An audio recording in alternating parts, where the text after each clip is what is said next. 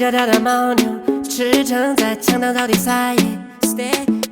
绿松石玛瑙穿成一件，阿杜擦擦高山美图，难过的自言自语半天。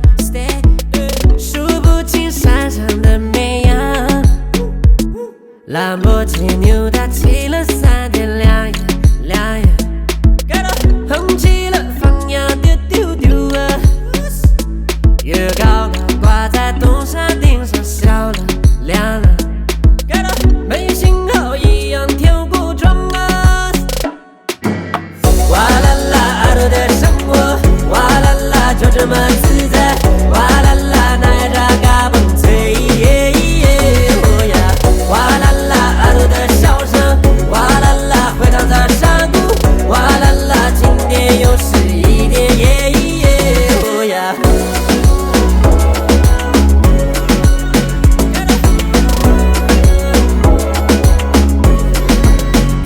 阿杜盼着他的回来，趟山坡对牛弹琴好久，忘记了所有家里方言。阿杜不太相信命运，倔强的像一头牦牛，要等待种满一辈子耶。说有一颗种子在他心里开始发芽，说到了个电话卖掉所有的牦牛，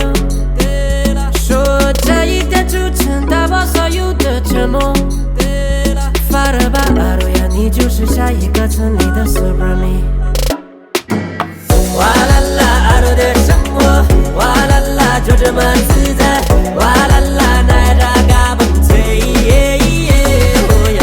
哇啦啦，阿杜的笑声，哇啦啦，回荡在山谷，哇啦啦，今天又是一天，哦呀，哇啦啦，阿杜的卓玛，哇啦啦，就这么甜的，哇啦啦，门牙金灿灿，哦呀，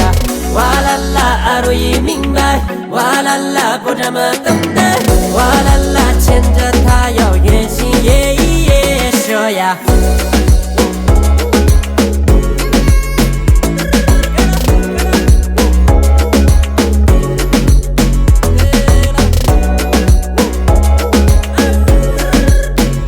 发了吧，阿杜呀，你就是下一个村里的 Super Me。